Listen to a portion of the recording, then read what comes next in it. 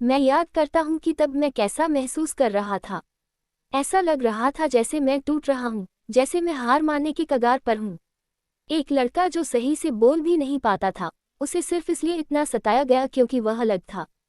और जब उसने जिसे सबसे ज्यादा भरोसा किया, वह भी उसे छोड़ गया, तो ये बहुत दर्दनाक था। लेकिन इन सब के बीच एक चीज मेरी मुस्कान की वजह बन गई, एक मासूम और प्यारी मुस्कान।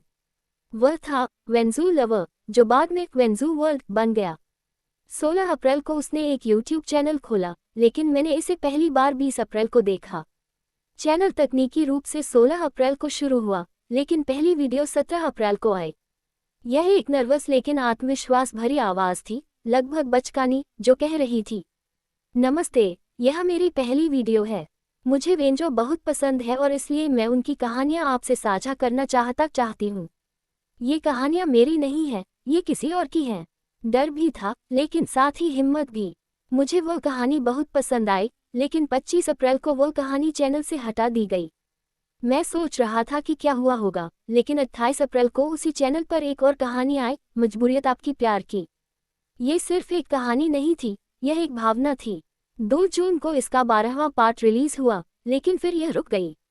मेरा दिल टूट रहा था, मैं समझ नहीं पा रहा था कि क्या हो रहा है। फिर एक नया चैनल, वेंजू वर्ल्ड, आया, और मजबूरियत आपकी प्यार की वही जारी रही। इस बीच वही इंसान जिसने मुझे मुस्कुराना सिखाया, मेरी जिंदगी में वापस आया। लेकिन आपकी कहानियों ने सिर्फ मुझे दिलचस्पी नहीं दी, उन्होंने एक अलग रिश्ता बना दिया।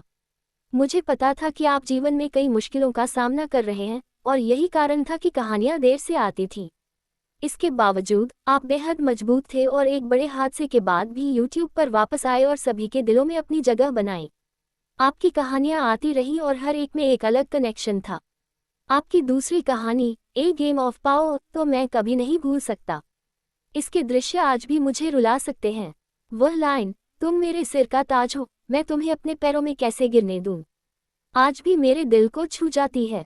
आपकी लिखी हर लाइन ने मुझ पर गहरा प्रभाव डाला है। आपकी हर कहानी एक अनोखा एहसास देती है। आपकी 18 जोड़ कहानी, शुगर डैडी, भले ही परिपक्व हो, लेकिन उसने वह संदेश दिया जो कोई और देने की हिम्मत नहीं करता।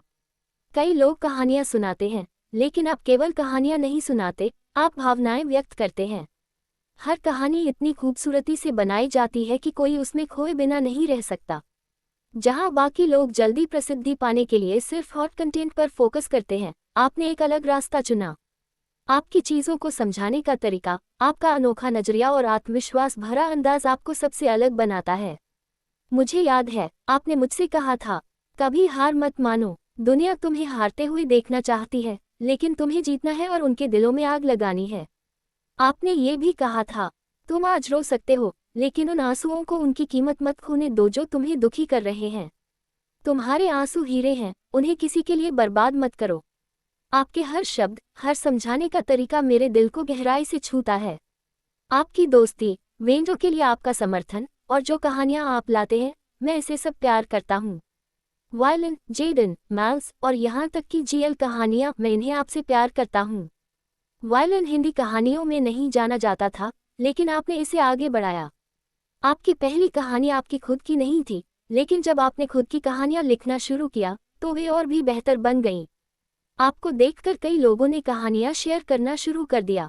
धन्यवाद कि आप मेरे और उन सभी की जिंदगी में आए जो आपकी कहानियां पसंद करते हैं। आपकी कहानियां केवल शब्द नहीं है, वे भावनाएं हैं। आपकी पहली कहानी, रेप्लिका हेवंस पेनफुल गेम, मेरे दिल में आज भी खास जगह रखती है। मैंने पहली बार आपकी आवाज़ उसी कहानी में सुनी थी, और वह खूबसूरत थी, एक ऐसा एहसास जो अनोखा और अविस्मरणीय था।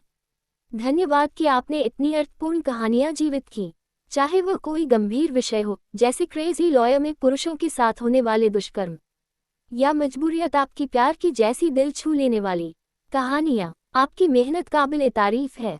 आज आपका चौथा सालगिरह है। आपने 16 अप्रैल 2022 को अपना यूट्यूब सफ़र शुरू किया, 17 अप्रैल को अपनी पहली वीडियो रिलीज की, और 28 अप्रैल को अपनी पहली कहानी पब्लिश की। 4 शानदार सालों की बहुत बहुत बधाई। चाहे कॉमेडी हो या गंभीरता, आपकी कहानी कहने का अंदाज बेमिसाल है। मैं और भी बहुत कुछ कह सकता हूँ, लेकिन डर है कि यह मैसेज बहुत लंबा हो जाएगा। धन्यवाद कि आपने हमें मजबूत बनने की प्रेरणा दी, अपनी दोस्ती का साथ दिया। और हर सेटबैक के बाद बेहतर बनकर लौटे। आप ईमानदार और सच्चे इंसान हैं और यही कारण है कि हम सभी आपको प्यार करते हैं।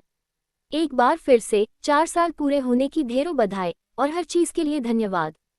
कृपया मेरी एडिटिंग में हुई गलतियों को माफ़ कर दें, ये परफेक्ट नहीं है, लेकिन दिल से लिखा गया है।